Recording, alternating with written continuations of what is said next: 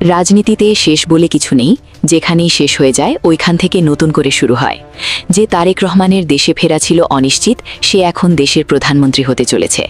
ফাঁসির রায় হয়েছিল অনেক নেতাকর্মীর, তারা এখন সংসদ সদস্য। ঠিক একইভাবে আওয়ামী লীগের সরকারের শাসনে যারা কোনো সময় কঠোর অবস্থানে ছিল, তারা এখন বাংলাদেশের রাজনৈতিক অঙ্গনে গুরুত্বপূর্ণ ব্যক্তি। রাজনীতিতে দুর্দিন থেকে সুদিনের ফেরা মানুষগুলো সম্পর্কে জানা যাক।